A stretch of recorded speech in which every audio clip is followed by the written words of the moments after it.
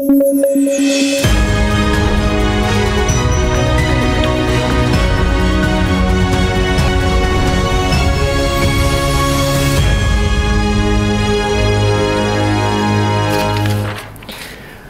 वालेकुम। प्रोग्राम सहाफ़ी में मतीउल्लाह जान मेरे आज के काबिल एहतराम मेहमान जनाब तैमूर सलीम झगड़ा, साबिक़ सूबाई वज़ीर ख़ज़ाना, रहनुमा तहरीक इंसाफ, और उनके साथ जनाब अख्तियार वली खान साहब, तर्जुमान मुस्लिम लीग नून खैबर पख्तूनख्वा, और सीनियर जर्नलिस्ट हमारे साथ मौजूद हैं एजाज़ सैयद। तो आजकल सबसे बड़ी स्पेकुलेशन जो हो रही है, या अगर कहना चाहिए सट्टेबाजी हो रही है या नहीं कि मखसूस नशिस्तों का फ़ैसला क्या आएगा। तो क्या तवक्को कर रहे हैं झगड़ा साहब आप? सुप्रीम कोर्ट के जो अब 13 जजेज़ हैं, तो उनमें से जो मखसूस जजेज़ हैं वो किस तरफ जा सकते हैं? देखिए, अगर पॉलिटिकल वाबस्तगी देखें तब भी तवक्को इंसाफ की है, और इंसाफ का तकाजा तो ये है कि जो सीट्स जीता है उसको ये मिल जाए। अगर पॉलिटिकल वाबस्तगी को साइड पे भी रखें, पीटीआई से किसी का गिला हो या ना हो, तो सिस्टम के लिए भी ये बहुत बुरा होगा कि पॉलिटिकल मनूवरिंग के लिए जो है सेनेट के इलेक्शन को इम्पैक्ट करने के लिए या 2/3 मेजॉरिटी हुकूमती अलायंस को देने के लिए पीटीआई को ये सीट्स ना मिल जाएं। मेरे ख्याल में केस तो इतना ब्लैक एंड वाइट है, आई एम सॉरी टू से, कि इसमें बहुत से, अगर आप न्यूट्रल कमेंटेटर्स से भी पूछ लें, लोग ये हमें ज़रूर कहते हैं कि आपके वक्त में भी ये हुआ था, लेकिन ये कोई नहीं कह सकता कि यहाँ पे इंसाफ का तकाजा क्या है। इंसाफ का तकाजा यही है। एक मैं लास्ट बात ऑन अ लाइटर नोट ज़रूर कहूँगा, होना तो ऐसे चाहिए। वैसे ये इंसाफ का भी तकाजा है और तहरीक इंसाफ का भी तकाजा है, दोनों का है। ऑन अ लाइटर नोट ये ज़रूर है कि लगता थोड़ा सा ये है कि अमेरिका के इलेक्शन जैसे आप बहुत से स्टेट्स को इग्नोर करते हैं, और 2-3 स्टेट्स होते हैं जो स्विंग स्टेट्स कहलाते हैं, जो मीडिया पे तज्जिया आता है या जो जर्नलिस्ट सुप्रीम कोर्ट को कवर करते हैं। तो हाँ, तो यही लगता है कि कहीं ना कहीं यहाँ पे भी स्विंग ओपिनियन होती है लोगों की, जिनसे ये फैसला बनेगा। उम्मीद है कि this will fall on the right side of history, क्योंकि जैसे भुट्टो साहब का फैसला है 45 साल बाद, फिर तारीख को नहीं करेक्ट करनी चाहिए। जी अख्तियार वली साहब, आप क्या समझ रहे हैं कि ये हुक्मरान इत्तेहाद कामयाब होगा ये मालिक गनीमत समेटने में? देखिए, मेरा इसके बारे में ओपिनियन बहुत सिंपल है कि जो फैसला हुआ है पेशावर हाई कोर्ट का, वो भी कोई मतलब किसी आम अदालत का फैसला नहीं है। और सबसे बड़ी बात जो इसमें है वो ये है कि PTI was not existing on the ground. इनकी पार्टी आज़ादी, लोगों ने इलेक्शन आज़ाद लड़े, इन्होंने अप्लाई नहीं किया। सुन्नी इत्तेहाद कौंसिल में चले गए, उन्होंने अप्लाई नहीं किया। तो जो कॉन्स्टिट्यूशन है, जो इलेक्शन बायलॉज हैं, रूल्स ये बताते हैं कि if didn't applied then it doesn't exist. अगर आपने उसको क्लेम नहीं किया, आपने अप्लाई नहीं किया, तो फिर ये आपका राइट नहीं बनता। कानूनी और तकनीकी मामलात हैं, हाँ, इसमें आइन की तशरीह भी इन्वॉल्व है, सियासी जमात की तारीफ भी होनी है कि पीटीआई ने बतौर इलेक्शन अपनी जगह सियासी जमात लड़ा। जिस तरह तैमूर साहब ने बात की ना, तो आज मेरे ख्याल में कोर्ट में फुल कोर्ट का एक इजलास हुआ, रस्मी इजलास हुआ, और उसमें गैर रस्मी इजलास, रस्मी या गैर रस्मी, तो उसमें आपस में सलाह मशवरे कर लिए गए हैं। जो भी फैसला होगा वो हमें भी कबूल होगा, इनको भी कबूल होगा, और होना चाहिए कि चीज़ें जो है वो ब्लैक एंड वाइट में आ जाएं। लेकिन मुझे अभी से खदशा ये है कि अगर हमारे हक में फैसला ना आए हम तो मान लेंगे, इनके हक में ना आया तो मुझे यकीन नहीं है कि ये तस्लीम करें। ठीक है। अच्छा, बहुत से लोग जो हैं और हमारे नाज़रीन भी ये जानना चाहते हैं कि आखिर अगर ये मखसूस नशिस्तें जो हैं अगर वो मिलती हैं कौमी असम्बली में या सूबाई असम्बलियों में हुक्मरान इत्तेहाद को या पीटीआई को, तो उससे नंबर गेम पे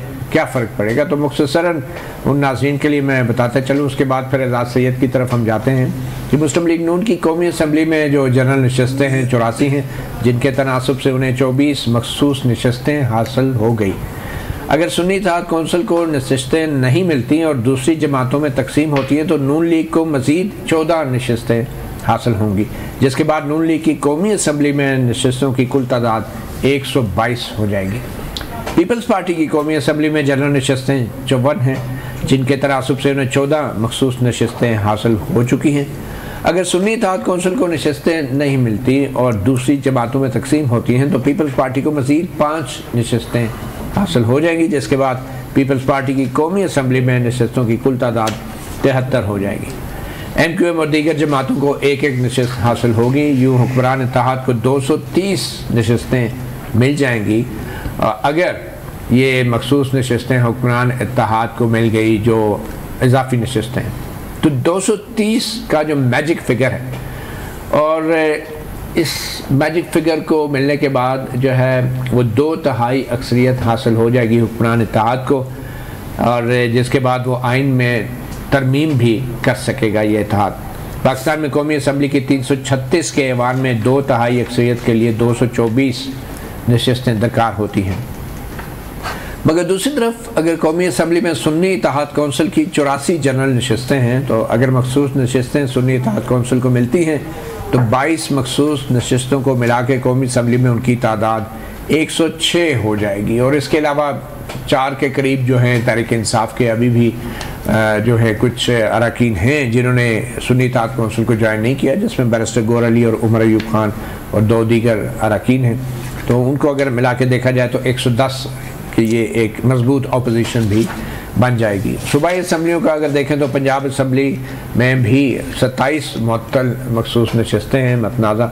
मुस्लिम लीग नून जो है उनकी 193 हैं, और अगर उनको ये नशस्तें मिलती हैं तो 216 हो जाएंगी। फिर पीपल्स पार्टी की तादाद बढ़ के 13 हैं, तो उनको ये नशस्तें मिलती हैं 15 हो जाएंगी। और मुस्लिम लीग काफ की 11 हैं, उनको अगर ये नशस्तें मिलती हैं तो 12 हो जाएंगी। और इस्तेहकाम में पाकिस्तान पार्टी की 5 नशस्तें, उनको 1 नशस्त अगर यूँ मिलती है तो 1 हो जाएगी। तो ये हुक्मरान इत्तेहाद की पोजीशन पंजाब असम्बली में भी काफ़ी मजबूत हो जाएगी। मगर खैबर पख्तूनख्वा में इतनी बड़ी तब्दीली तो आनी नहीं है, वहाँ पर तो पहले ही पीपल्स पार्टी है, मगर उनकी 100 नशस्तें हैं और उसके बाद 127 हो जाएंगी। और बलूचिस्तान में सूरत हाल शायद इतनी तब्दील नहीं होगी। तो एजाज से सब कोई प्लान बी है हुकूमत का या इस्टेब्लिशमेंट का, आप क्या समझते हैं? अगर हुकूमत ये केस हार जाती है तो फिर तो एक बहुत बड़ा सेटबैक होगा शहबाज शरीफ हुकूमत का, और फिर आइन में अगर तरमीम भी नहीं हो पाएगी तो सियासी तौर पे क्या इसके असरात मुरतब होंगे शहबाज शरीफ की हुकूमत पे?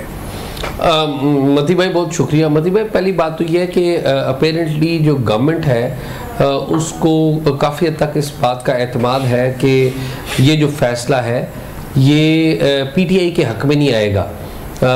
पीटीआई के हक़ में ना आने का मतलब ये है कि ये फैसला हुकूमत के हक़ में है इन मैनी वेज़। इसका मतलब हरगिज़ ये नहीं है कि हुकूमत को वो सीटें मिल जाएंगी। असल बात ये है, जो कैच है वो ये है कि गवर्नमेंट ये समझती है कि फैसला जो भी होगा पीटीआई को नशिस्तें ये नहीं मिलेंगी।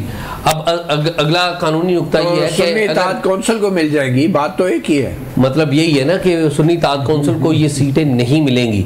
असल बात यह है कि गवर्नमेंट इस वाले से काफ़ी कॉन्फिडेंट नज़र आ रही है कि सुन्नी इत्तेहाद कौंसिल को ये नशिस्तें नहीं मिलेंगी। लेकिन अगला सवाल ये पैदा होता है कि अगर सुन्नी इत्तेहाद कौंसिल को भी ये नशिस्तें नहीं मिलेंगी और हुकूमत के पास भी ये नशिस्तें जाने का कोई जिसे कहते हैं ना कोई वैलिड रीज़न वो मौजूद नहीं है, तो फिर जो हमारे मुअज़्ज़ज़ जज साहिबान हैं वो किस विजडम को इस्तेमाल करेंगे और ये सीटें जाएंगी किस तरफ।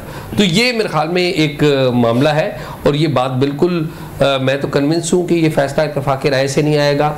ये डिवीज़न होगी, बड़ी वाज़ेह डिवीज़न नज़र आएगी, लेकिन ये नशिस्तें जाएंगी किसके पास? मुझे लगता ये है कि ये शायद पीटीआई के पास तो ना जाएं, लेकिन ये हुकूमत के पास भी जाती हुई नज़र नहीं आ रही। तो लेट्स सी इसके ऊपर होता क्या है। आप प्लान बी की बात कर रहे हैं, मेरे ख्याल में प्लान बी मुझे नहीं पता कि वो प्लान बी क्या है, लेकिन हुकूमत कोई ना कोई चीज़ें आपको पता है तैयार करके रखती है और फिर हमें पता लगता है कि ये तो ये कर गए हैं और फिर हम देखते रह जाते हैं। ठीक है एजाज, कितना इम्पोर्टेंट है कि हुकूमत आइनी तरमीम करने की पोजीशन में हो, और आइनी तरमीम सिर्फ जजों की मुद्दत मुलाजमत में तोसी के हवाले से बात हो रही थी या इससे बड़ी कोई लेवल की आइनी तरमीम भी हो सकती थी? देखिए मती, इस बात में मैं आपको बताऊं कि ये जो हालिया एक तनाव की सी कैफियत है, ये खाली इन नशिस्तों का मामला नहीं है। आपको पता है कि अदलिया और हमारी जो इस्टेब्लिशमेंट है वो दीगर मौज़ूआत के ऊपर भी आमने सामने है, और मुझे इस बात की बड़े जिसे कहते हैं, मैं इस्लामाबाद में जब सेक्रेटेरिएट में घूमते हैं, ब्यूरोक्रेट्स से मिलते हैं या इस्टेब्लिशमेंट से करीब जो सियासतदान हैं उनसे मिलते हैं, तो मुझे इस बात की स्मेल फील होती थी कि शायद ये मावराए आइन कोई इकदाम ना करें। अभी उस पॉइंट के ऊपर ये बात पहुंची नहीं है कि मावराए आइन कोई इकदाम होगा, लेकिन मुझे लगता ये है कि ये बात आगे जाके शायद ये उस तरफ भी ले जाएं और मावराए आइन भी कुछ चीज़ें हम आने वाले वक्तों में देखें। चलें जी, अख्तियार वली साहब, आपकी जो हुकूमत है, हुक्मरान इत्तेहाद है, वो अभी तक तो बाख्तियार है ना, और मावरा आइन कोई चीज़ होने का इम्कान है? अगर मखसूस नशस्तें हुक्मरान इत्तेहाद को नहीं मिलती, आइनी तरमीम भी नहीं हो सकती, तो क्या शहबाज शरीफ की हुकूमत बंद गली में नहीं चली जाएगी? उतनी बाइख्तियार है जितनी बहादुर शाह जफर की सल्तनत। मैं इतना बाइख्तियार हूँ जितने उनके नाम में भी बहादुर था। मैं इतना बाइख्तियार हूँ, बल्कि उससे थोड़ा सा ज्यादा जितना मेरे तैमूर भाई अपनी हुकूमत में थे। और इनकी सारे जो इख्तियारात थे ना, वो नौशेरवान बरकी यूज करता था, वो एक्सरसाइज करता था। तो आप मानते हैं कि बस उतना ही है? मैं बताता हूँ। चले, अच्छा, आप दोनों ने तस्लीम तो कर लिया। इस तरह है कि जिस तरह एजाज सैयद ने बात की ना कि अगर फैसला यूं हुआ तो क्या होगा, फैसला इस तरफ हुआ तो क्या होगा। पीटीआई को नशिस्तें मिल गई तो इट मैटर्स, ये मैटर करता है। और अगर हुकूमत को सीटें नहीं मिलती और पीटीआई को भी नहीं मिलती तो फिर हमें इतना मैटर नहीं करता। क्या ऐसा मुमकिन है कि खाली पड़ी रहे सीटें? तो यही तो बात है। इलेक्शन कमीशन ऑफ पाकिस्तान ने तो यही सोच के ये सीटें दीगर जमातों को दे दी थी कि हाउस का जो इलेक्टोरल कॉलेज है उसको पूरा करने के लिए। ये फैसला कोई सरकारी मुलाजम या 3-4 रिटायर्ड जजेस मिलके तो नहीं कर सकते ना कि पार्लियामेंट में सीटें भरनी है। नहीं, ये फैसला सियासी जमातें आपस में बैठ के क्यों नहीं कर सकती? आप जजों की बात कर रहे हैं या इलेक्शन कमीशन? ये इलेक्शन कमीशन के जो अरकान है या चीफ इलेक्शन कमिश्नर है, इलेक्शन कमीशन जो है वो तो आपके, उनके पास तो वो पावर्स हैं कि वो उसको एक्सरसाइज करते हुए आपको नोटिफाई कर देते हैं कि आप मेंबर बन गए हैं, और आपको डी नोटिफाई करके आप पे पाबंदी भी लगा देते हैं कि आप मेंबर होकर हाउस में नहीं जा सकते। वो तो ये भी तय कर सकते हैं कि आप सियासी जमात के उम्मीदवार हैं या आजाद उम्मीदवार है, वो तो बहुत ताकतवर है। नहीं, इलेक्शन कमीशन ताकतवर और अपने पावर्स एक्सरसाइज करना कोई और चीज है। लेकिन क्या ये जो इलेक्शन कमिश्नर है ये तो इन्होंने ही लगाया था, इन्होंने ही नाम रिकमेंड किया था। बिल्कुल जैसे मुशर्रफ को आपने लगाया था। बिल्कुल हमने लगाया था। बाजवा साहब की तारीफें भी आप करते रहे हो, आप ही ने कहा जवाब सुन लिया ना। लेकिन मैं बंदा लगा देने से कुछ नहीं होता है ना। बेनज़ीर ने सदर फारूक लगारी को सदर बनाया था। मैं फिर उसको कंक्लूड करता हूं कि इलेक्शन कमीशन ने हाउस को एक एम्बिग्विटी तो आ गई थी कि अब पीटीआई ने इलेक्शन आज़ाद लड़ा, सुन्नी इत्तेहाद कौंसिल ने अप्लाई नहीं किया, उन्होंने इलेक्शन में हिस्सा नहीं लिया, पीटीआई जो है वो एलिजिबल नहीं है कि उनको सीटें दी जाएं, और इनकी एलिजिबिलिटी भी नहीं थी। आइन में तो कहीं नहीं लिखा कि खाली सीटें इलेक्शन कमीशन फुल करेगा, तो ये वो बताएगा कि किसको जानी है। तो ठीक है ना, उसको चैलेंज किया। तो फिर पेशावर हाई कोर्ट का भी फैसला उस पे आया, तो उन्होंने पेशावर हाई कोर्ट आइन तो नहीं लिख सकती ना, उसके कहने से क्या है कि उसको दे दो, इसको दे दो। अभी हो जाएगा फैसला मेरे ख्याल में। ठीक है, एक छोटी सी ब्रेक लेते हैं, हो जाएगा। एक छोटी सी ब्रेक लेते हैं। फिर सवाल ये पैदा होता है कि क्या सियासी जमातें, कभी कभी हुक्मरान इत्तेहाद में जितनी सियासी जमातें होती हैं वो आपस में बैठ के बड़े बड़े ओहदे बांट लेती हैं, वजारतें बांट लेती हैं, तो क्या ये ख़वातीन की नशस्तें खाली रखने की बजाय क्या हुकूमत और अपोजिशन आपस में बैठ के इनको तकसीम नहीं कर लेती? और बुनियादी मकसद यह है कि ख़वातीन की नुमाइंदगी हो, बजाय इसके कि किस पार्टी की कितनी ख़वातीन होगी। एक छोटी सी ब्रेक।